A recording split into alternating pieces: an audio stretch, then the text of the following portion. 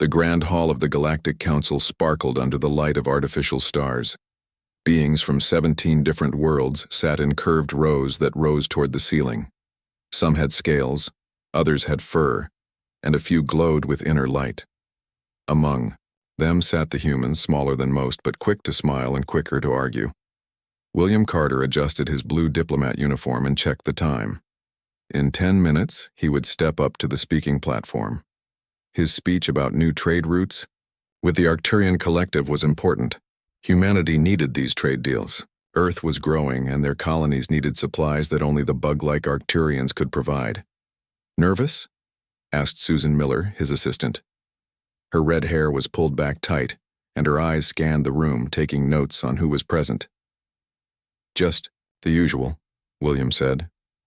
He tapped the small device on his wrist. A message from Earth Command flashed once, then disappeared. The signal.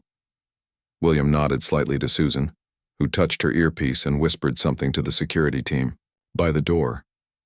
Around the room, other humans received the same signal. They all kept their faces calm, showing nothing. The plan was in motion. High above them, on the curved ceiling of the council chambers, the artificial stars began to blink in a strange pattern. No one noticed except the humans. Grak, the lizard-like representative from Sirius B, was speaking about mining rights in the outer systems. His forked tongue flicked in and out as he gestured with clawed hands. "The distribution of resources must be fair to all council members," Grak hissed. "Humanity has claimed too many asteroid belts in Sector 47. William sighed. The Syrians always complained about human mining operations. He prepared to defend Earth's position once again, but then he felt a strange tingling sensation. It started in his fingers and spread up his arms. The humans in the room exchanged quick glances. They all felt it. "Ambassador Carter, your response?" The council overseer, an 8-armed being named Zex Thalax, turned toward William. William stood, straightened his jacket, and smiled. "The council has been good to humanity," he said calmly, "but it's time for us to step away." The tingling grew stronger. William could see Susan's hand beginning to shimmer slightly, becoming transparent. "What do you mean, step away?" ZX Thalax's voice rose. "You cannot—" William never heard the end of that sentence. The tingling became a rush of energy that swept through his body. The council chamber seemed to stretch and blur around him. The faces of the alien representatives twisted into expressions of shock. Then, William was somewhere else. The bright, sterile chamber was gone. Instead, he stood in a dim room filled with humming machines. Other humans appeared beside him, materializing out of thin air. The security team, the assistants, the other Earth diplomats, all of them arrived within seconds of each other. "Transport complete," announced a calm voice over speakers. "All personnel accounted for." William let out a breath he didn't know he was holding. "It worked," he said. Susan nodded, checking her tablet. "Every human in council space has been pulled out. The Perseus Protocol is underway." Across the stars, the same scene played out. On trading stations, on colony worlds, on military bases, humans disappeared in flashes of strange energy. They left behind confused aliens, abandoned posts, and countless unanswered questions. Back on the secret base hidden behind the Perseus Veil, Admiral Lisa Reeves watched the screens that showed the confusion spreading through council space. Reports were flooding in from monitoring stations. The council was in chaos. "Ambassador Carter," she said as William entered the command center. "Welcome to Perseus Base." William looked around at the bustling room. Hundreds of officers worked at stations, monitoring the withdrawal of humanity from council space. Screens showed images of Earth ships changing course, heading toward the Perseus Veil. Colonies were being evacuated in perfect order, following plans that had been years in the making. "How long have you been preparing for this?" William asked. 5 years, Lisa said. "Ever since Dr. Winters detected the first signals." Alan Winters stood nearby, looking tired but pleased. The scientist's discovery had changed everything. "The harvesters are waking up," he said. just as the old legends warned. But the council wouldn't listen. William nodded. He had tried to warn the council 3 years ago, when the first evidence appeared. Strange energy readings from the dark, space beyond the outer rim. Ancient warning beacons activating after thousands of years of silence. But the other species had dismissed it all as human paranoia. How long until they reach council space? William asked. Alan pointed to a large screen showing a star map. Red dots moved slowly toward the green area that represented council territory. 6 months, maybe less. Lisa's face was grim. Not enough time for the council to prepare, even if they started now. Their defenses are designed for border disputes and pirate raids, not an invasion by the harvesters. And our plan? William asked. We have the advantage of knowledge, Lisa said. And we've been developing technologies the council banned years ago. Dr. Winters has made breakthroughs the other species would consider too dangerous to pursue. Alan smiled slightly. Sometimes you need to break the rules to save lives. A young officer approached with a tablet. Admiral, the council has issued an emergency alert. They're demanding humanity's return and threatening sanctions. Lisa took the tablet, read quickly, and handed it back. Let them threaten. In 6 months, they'll have bigger problems than our disappearance. William walked to the window that overlooked the massive construction bays. Human ships were being refitted with new weapons and shields. Soldiers trained in powered armor suits that would have been forbidden under council regulations. Scientists worked on technologies that mixed ancient Earth knowledge with new discoveries. Do you think we can stop them? William asked quietly. The harvesters destroyed civilizations far more advanced than ours in the past. Lisa stood beside him. We have to try. And sometimes being the underdog has advantages. The council species got comfortable. They forgot what it's like to fight. For survival. We never forgot, William said. Earth has always been divided, always at war with itself. It made us stronger. Lisa nodded. The council never understood that about us. They saw our conflicts as primitive. They didn't realize we were preparing for something worse without even knowing it. Outside the window, a new ship rose from its construction bay. It was unlike any human vessel ever built. Its hull gleamed with a strange metal that seemed to shift colors as it moved. The Defiance, Lisa said. The first of our new fleet. When we return to council space, it won't be as the humans they knew. William watched the ship begin its test flight. And if we fail? Then at least we tried, Lisa said simply. That's the human way. 2 weeks passed since humanity vanished from council space. The council chambers were full again, but the mood was dark. Reports from across the galaxy painted a strange picture. Human outposts have gone silent, reported Grak, the Syrian representative. His scales gleamed under the artificial light. Their colonies appear empty. Their trade ships never arrived at our ports. Zexthalax, the 8-armed overseer, tapped a control panel. A large screen showed images of abandoned human settlements. Buildings stood empty. Vehicles sat unused in streets. It was as if every human had simply walked away.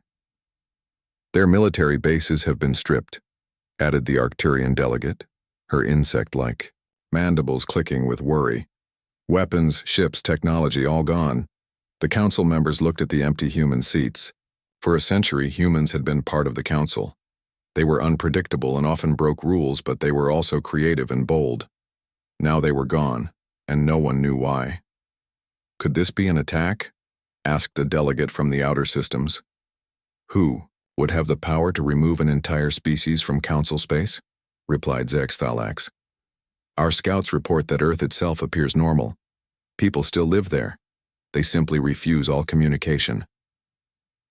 In the back of the room, a small blue being stood up.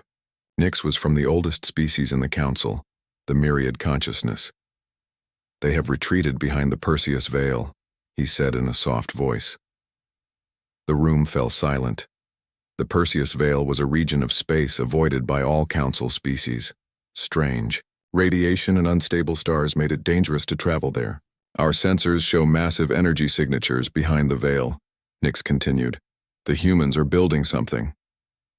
On Perseus Base, Admiral Lisa Reeves stood before a wall of screens. Each showed a different part of their operation. Construction of new ships, training of soldiers, research teams working day and night. Status report, she said to the officers around her. Fleet construction is at 60%, reported Captain Greg Nelson. The new shield technology is working better than expected. Dr. Alan Winters looked up from his data pad. The armor suits can now withstand harvester acid for 15 minutes. We're working to extend that time. Lisa nodded. And our early warning systems? In place along the edge of the veil, said Susan Miller, who had been promoted to security chief. If anything approaches, we'll know. Lisa walked to the main viewing window. Outside, thousands of humans worked to prepare for war. Ships filled the construction bays. Soldiers trained in massive halls. They had 4 more months before the harvesters arrived. The council is sending scout ships toward the veil, Susan reported. Let them come close enough to see that we're busy, but not close enough to learn what we're doing, Lisa ordered. William Carter entered the command center. The former ambassador now led the diplomatic team preparing for what would come after. The harvester attack, if they survived. The council has officially declared us traitors, he said, his voice tired. They think we're planning to attack them. Lisa wasn't surprised. It's what we expected. They never understood us. Some did, William said, but not enough. A warning light flashed on the main console. Lisa moved quickly to check it. What is it? William asked. A Syrian scout ship got too close to Sector 7, Lisa said. They might have seen the weapon testing. The fusion cannons? Yes, technology the council banned 20 years ago. Lisa gave new orders to the defense teams. We need more time. We can't let them interfere. On the council station, Grack showed the sensor readings to the emergency meeting. The energy signatures match weapons testing, he said. The humans are preparing for war. Voices rose in alarm. Some called for immediate action against Earth. Others wanted to send more scout ships. Ixthalax raised all 8 arms for silence. We must consider all possibilities. Why would humanity suddenly arm itself? What do they know that we don't? Nyx, of the myriad consciousness, stepped forward again. 3 years ago, Ambassador Carter brought a warning to this council. We dismissed it. The room grew quiet. He spoke of ancient signals being detected, of warning beacons activating in the dark space beyond the outer rim. Nyx's blue skin pulsed with light as he spoke. The human scientist Winters presented evidence of the harvesters returning. Myths, snorted Grack. Stories to frighten children. Are they? Nyx brought up old records on the main screen. 5,000 years ago, 3 civilizations were destroyed by beings that consumed entire worlds. The few survivors left warnings.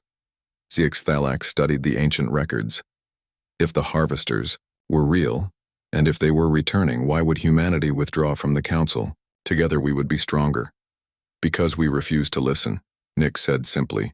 We laughed at their warnings. We forbade them from developing the weapons they felt they needed. Before anyone could respond, alarms sounded across the station.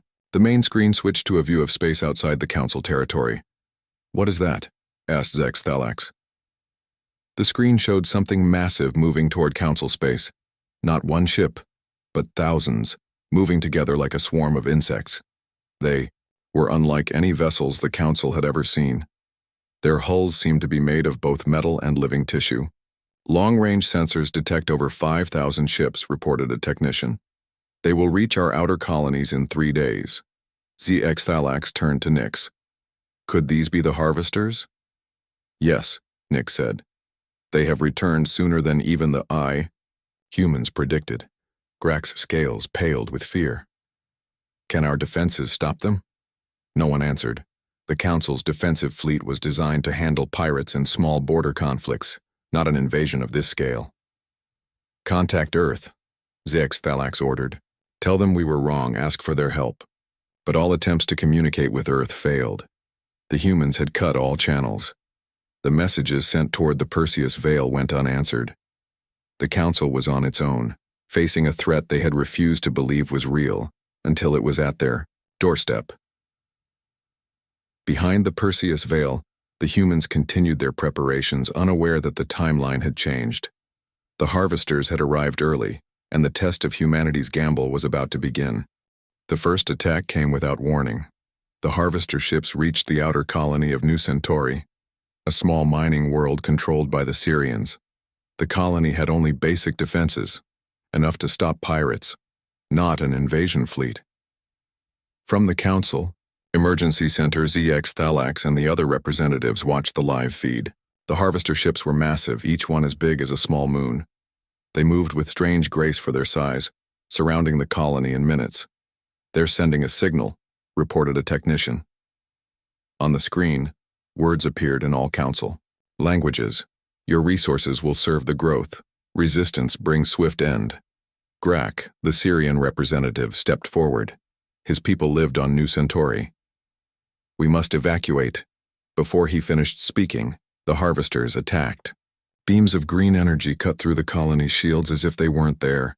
Buildings melted. The mining platforms collapsed. Within 5 minutes, the colony was in ruins. 3,000 lives, whispered Grak, his scales pale with shock. Gone in moments. The representatives watched in horror as the harvester ships landed on the ruined colony. Strange machines began to process the remains, taking metals, minerals, and organic matter alike. "They're consuming everything," said Nyx of the Myriad Consciousness. Just as the ancient records warned, ZX Thalax turned to the Council's military advisor. "How soon can our defense fleet engage?" 2 days to gather our forces," the advisor replied. "But after seeing this," he gestured at the screen, "I'm not sure it would make any difference." Grak pounded his fist on the table. "Where are the humans?" he hissed. "They warned us about this. They prepared for this. Why aren't they helping?" No one had an answer. On Perseus base, alarms blared through every section. Admiral Lisa Reeves ran into the command center where screens showed the attack on New Centauri. "They're early," she said, her voice tight with tension. "How did we miss their approach?" Dr. Alan Winters looked up from his console. "They came from a different vector than we predicted. They must have accelerated their final approach." William Carter watched the screens with horror. "We're not ready. The fleet is only at 70%. Lisa's face hardened as she made a decision. "We have no choice. We deploy with what we have." She turned to her officers. "Send the alert. All ships to battle stations. All ground forces to prepare for immediate deployment." Throughout the base, humans rushed to their positions. Ship crews boarded vessels still being finished. Soldiers packed into transport ships with armor and weapons that had just come off the assembly lines. In the main hangar, Captain Olivia Donovan stood before her crew. The ship Defiance was the pride of the new fleet, but even it wasn't fully tested. "I won't lie to you," she told her crew. "We're going into battle before we're ready. The enemy is stronger than we expected. But remember what we're fighting for. Not just Earth, but all intelligent life in this galaxy." The crew cheered. They had trained for this moment. They knew the risks. In the command center, Lisa spoke with Earth's leaders one last time. "If we fail," she said, "you must be ready to defend Earth itself." "We understand," replied the president, "but we have faith in you, Admiral. Show the Council why they should have listened to us." Lisa turned to her officers. "Launch the fleet." The Council's defense fleet gathered near Arcturus, a central system with strong defenses. 20 ships from various Council species formed, a line in space. It was all they could gather on short notice. "The harvesters have destroyed 2 more colonies," reported an officer to Admiral Vrex of the Vex Imperium, who led the defense fleet. "They're moving inward along 3 vectors." Vrex studied the tactical display. His people were warriors, but even they had never faced such a force. "We will make our stand here," he decided. "If we fall, the core worlds will have more time to evacuate." The harvester fleet appeared on long-range sensors. Over 100 ships approached Arcturus. "They outnumber us 5-1, said Vrex's second in command. "Then we will die with honor," Vrex replied. As the Council fleet prepared for battle, sensors detected a new energy signature coming from the direction of the Perseus Vale. "Unknown ships approaching," reported a sensor officer. Many unknown ships. On the main screen, a fleet of sleek vessels emerged from the darkness of space. They were unlike any ships the Council had seen before. Their hulls gleamed with shifting colors and they moved in perfect formation. "It's the humans," whispered Vrex's second. "They've come." A transmission reached the Council fleet. "This is Captain Olivia Donovan of Earth Fleet Vessel Defiance. To all Council ships, fall back to these coordinates. We will engage the harvesters." Admiral Vrex growled. "We do not retreat from battle." "This is not retreat," came the reply from the human captain. "This is strategy. Our weapons are designed specifically for the harvesters. Yours are not. Fall back and protect the evacuation ships." Before Vrex could argue further, the human fleet accelerated toward the approaching harvesters. The Defiance led the charge, its engines glowing with strange blue fire. The two fleets met in the emptiness of space. The harvesters fired their green energy beams, the same weapons that had destroyed the Council colonies. The humans responded with weapons of their own. Beams of golden light shot from the human ships, cutting through the harvester shields.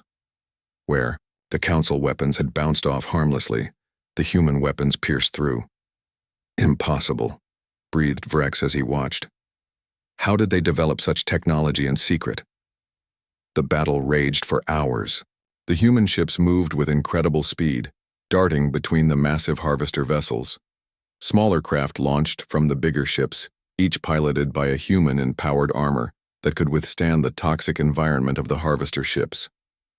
"They're boarding the enemy vessels," reported Vrex's tactical officer in disbelief. "The humans are fighting them hand to hand." From her position on the Defiance, Captain Donovan directed the battle. "Focus fire on the command ships," she ordered. "Ground teams, set your charges at the central nodes." Inside the largest harvester ship, human soldiers fought through corridors filled with strange machinery. They placed explosive devices at key points, then retreated to their ships. "All teams clear," reported the ground force commander. "Detonate," ordered Captain Donovan. The explosions rippled through the harvester fleet. 3 of the largest ships erupted in flame, then went dark. For the first time since they appeared, the harvesters began to retreat. In the Council fleet, Admiral Vrex watched in silence. His entire life he had seen humans as impulsive and reckless. Now he understood. They had been preparing for this moment all along. The human fleet pursued the retreating harvesters, continuing to fire their golden weapons. More enemy ships fell. "This battle is won," said Vrex quietly. "But the war has just begun." 2 weeks after the battle at Arcturus, the Galactic Council met in an emergency session. The Grand Hall was different now. Screens showed battle reports instead of trade agreements, and armed guards stood at every door. In the center of the room stood Admiral Lisa Reeves, the first human to address the Council since their disappearance. Beside her was Captain Olivia Donovan, still wearing her battle uniform. "The harvesters have retreated to the edge of Orion's arm," Lisa reported. "But they will return with greater numbers." ZX Thalax, the Council overseer, leaned forward. "Why? Did you abandon us?" he asked. His 8 arms were folded in a gesture of displeasure. "You knew this threat was coming." "We tried to warn you," Lisa replied calmly. 3 years ago, Dr. Winters presented evidence of the harvester signals. Ambassador Carter asked for permission to develop new weapons. The Council refused. William Carter stepped forward. He looked tired, but determined. "You called our concerns human paranoia. You denied our request to research technologies you had banned." Grak, the Syrian representative, hissed angrily. "So you left us to die?" "No," Lisa said firmly. "We left to prepare. The Perseus Protocol was our only option. We needed to develop weapons that could stop the harvesters." Captain Donovan activated a small projector. It showed images of human ships and weapons. "Our scientists combined ancient Earth technologies with new discoveries. We built weapons that can penetrate harvester shields, armor that can withstand their environment. The council members studied the images with surprise and some suspicion.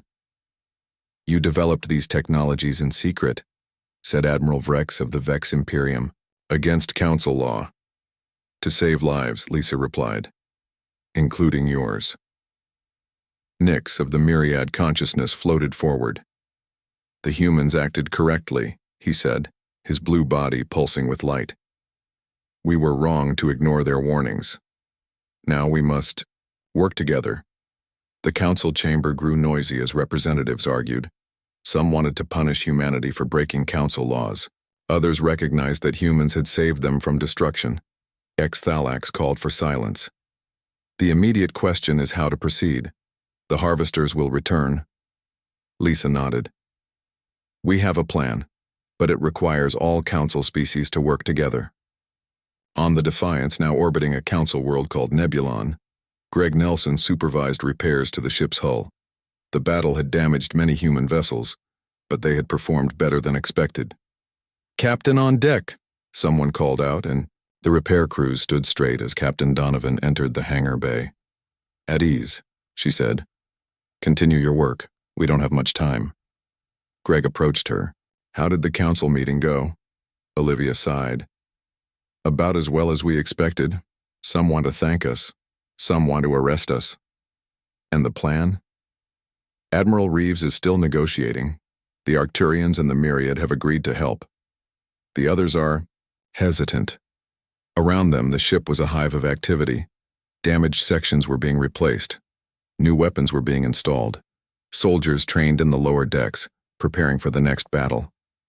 The ground teams performed well, Greg noted. 37 harvester ships disabled from the inside. Olivia nodded. "But we lost good people. The harvester ships are death traps even with our new armor." A communication officer approached them. "Captain, Admiral Reeves requests your presence at the command center on Nebulon. The council has reached a decision." The command center was a mix of council and human technology. Screens showed the positions of harvester ships at the edge of council space. They were gathering, preparing for another attack. Admiral Lisa Reeves stood with Dr. Alan Winters and William Carter as the council representatives entered. ZX Thalax led them, followed by Grak, Nyx, and Admiral Vrex. "We have reviewed your plan," Zix Thalax announced. "The council has voted to accept it with conditions." Lisa nodded. "Name them." "First, all technology developed by humans must be shared with the council after the crisis," Zex Thalax said. "Second, humanity must rejoin the council and abide by its laws." "And third," added Admiral Vrex, "human ships will operate under joint command with council forces." Lisa exchanged glances with William and Alan. They had expected these demands. "We agree to share our technology," she said. "We agree to rejoin the council.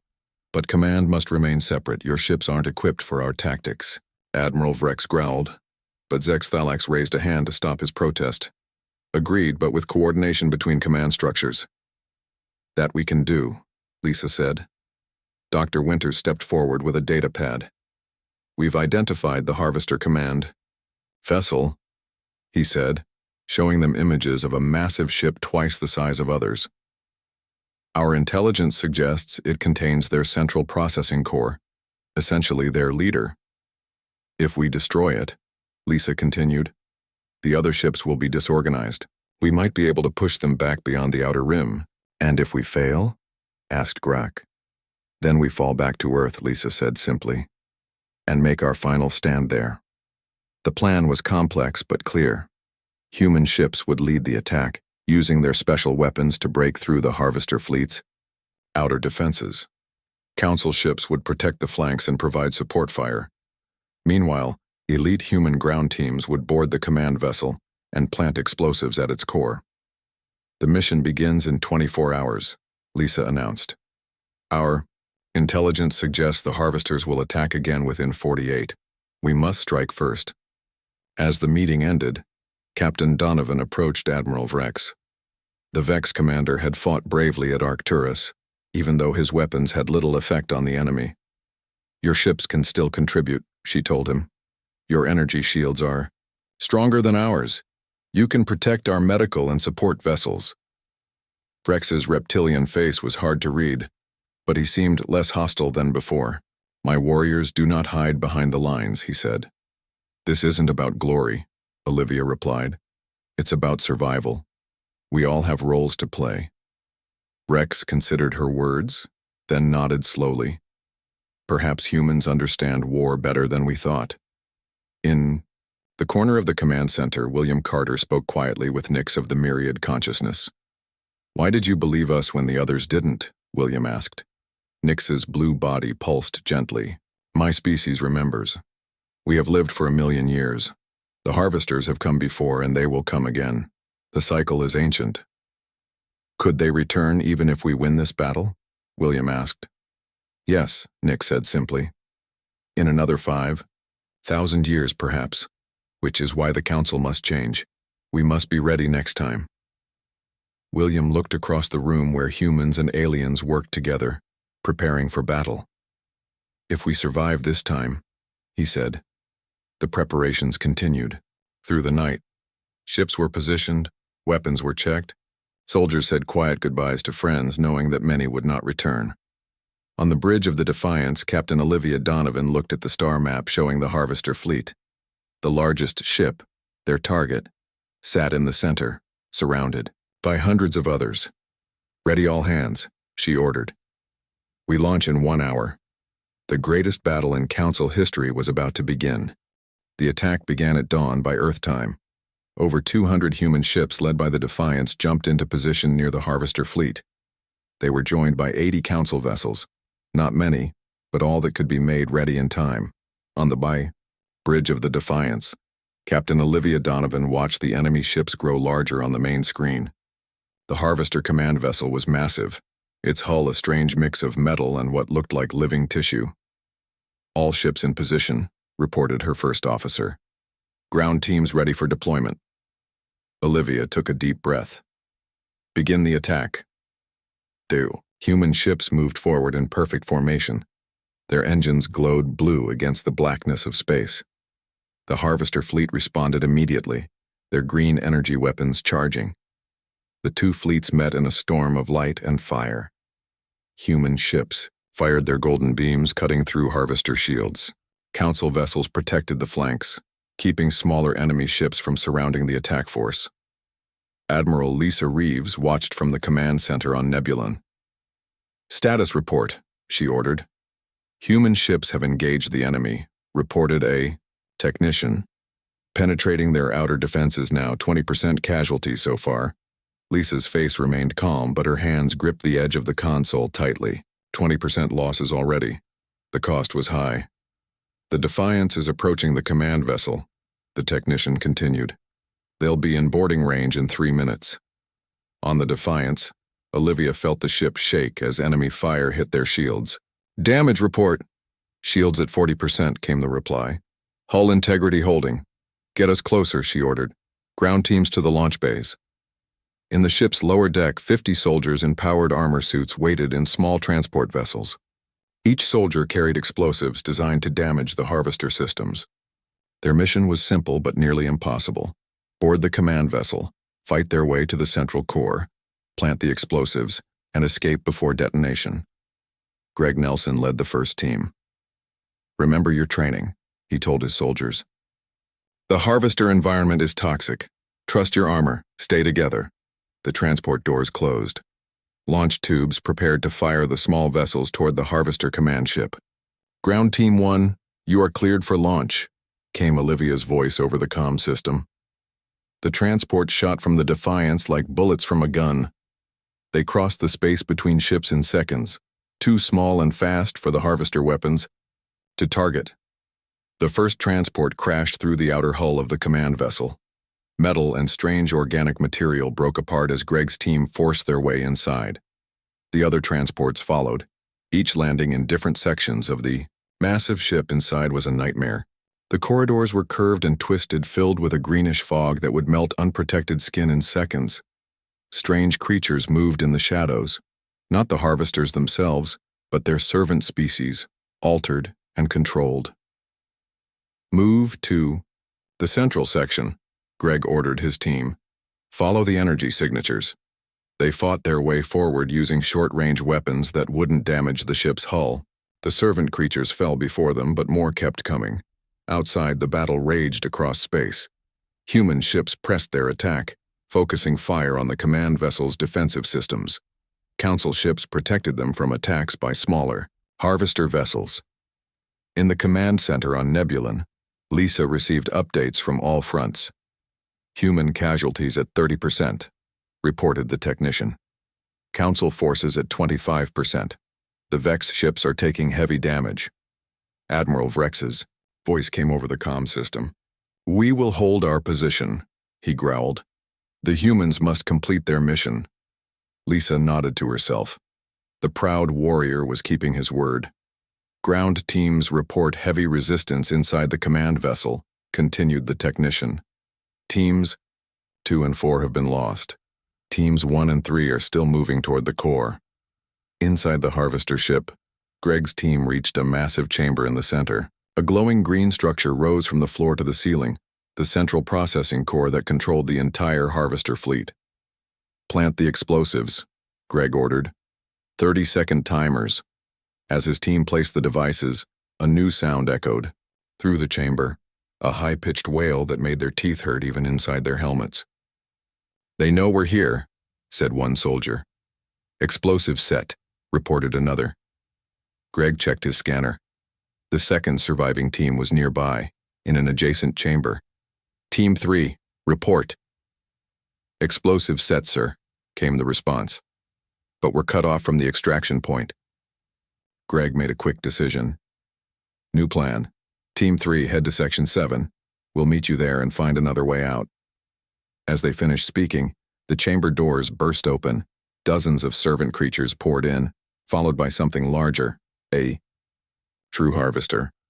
It was twice the height of a human, with multiple limbs and a body that seemed both mechanical and biological. "Fall back," Greg shouted. "Timers are set." His team retreated, firing as they went. The harvester moved with surprising speed, catching one soldier and tearing through his armor with sharp appendages. Greg fired repeatedly at the creature, drawing its attention. "Go!" he yelled to the others. "Get to the extraction point." The remaining soldiers ran while Greg covered their retreat. The harvester advanced on him, seemingly immune to his weapons. "Nelson to defiance," he said into his comm. "Explosive set, timer running, 20 seconds. "Copy that," came Olivia's voice. "Get out of there, Commander." Greg backed away from the harvester. "Might not make it this time, Captain." He fired his last rounds at the creature. "Make sure. It counts." On the Defiance, Olivia ordered all ships to retreat to safe distance. "Ground teams report extraction status." "Team 3 extracted, 4 survivors," came the reply. "Team 1, 1 transport launching, 3 survivors." There was a pause. "Commander Nelson is not with them." Olivia closed her eyes briefly. "Understood. All ships maximum distance detonation in 10 seconds. The human and council fleets pulled back as the countdown reached 0. For a moment nothing happened. Then a bright flash erupted from within the harvester command vessel. The explosion started at the core and spread outward, breaking the massive ship apart from the inside. As the command vessel died, something strange happened. The other harvester ships seemed to lose coordination. Some stopped firing. Others began to move in random patterns. Without the central processing core, they could not function as a unified force. "All ships, attack remaining targets," Olivia ordered. "Focus on their largest vessels first." The battle continued for hours, but the outcome was no longer in doubt. Without their command structure, the harvesters could not stand against the combined might of humans and the Council. 1 week later, the Galactic Council met again. The Grand Hall was damaged from a harvester attack on the station, but repairs were underway. Representatives from all species gathered to discuss the future. William Carter stood before them, no longer just an ambassador, but a symbol of humanity's role in saving the galaxy. "The harvester threat has been pushed back beyond the outer rim," he reported. "Our ships are tracking the survivors to ensure they don't return." ZX Thalax spoke for the Council. "Humanity has proven itself a worthy member of our community. The Council acknowledges that we were wrong to dismiss your warnings. And we were wrong to vanish without explanation, William replied. The Perseus Protocol achieved its goal, but at great cost to trust between our peoples. Trust can be rebuilt, said Nix of the Myriad Consciousness. The old council failed because it valued procedure over action, tradition over innovation. Admiral. Lisa Reeves stepped forward. We propose a new structure, a galactic concordat. Each species maintains its own development and defense, but we share knowledge and resources against common threats. The debate lasted for days, but in the end, the concordat was approved. The old council was dissolved, replaced by a more flexible alliance that respected the strengths of each species. On the observation deck of the newly renamed Unity Station, William stood with Lisa, watching ships from all species move through space together. Was it worth it? He asked quietly. All those we lost, Lisa looked out at the stars. Greg would say yes. So would all the others who gave their lives. The harvesters will return someday, William said. Nix is certain of it. And we'll be ready, Lisa replied. Not as separate species, but as a galaxy united by something stronger than fear. Below them, a memorial wall listed the names of those lost in the battle. Human names mixed with those of council species, a testament to their shared sacrifice. When humanity vanished from the Galactic Council, William said softly, we didn't know if we'd ever return. Now I can't imagine a future where we stand apart. The stars continued their eternal dance beyond the window, indifferent to the small beings who fought and died among them. But for those beings, everything had changed. A new era had begun, born from humanity's greatest gamble and hardest lesson, that sometimes you must step away to find a better way to stand together.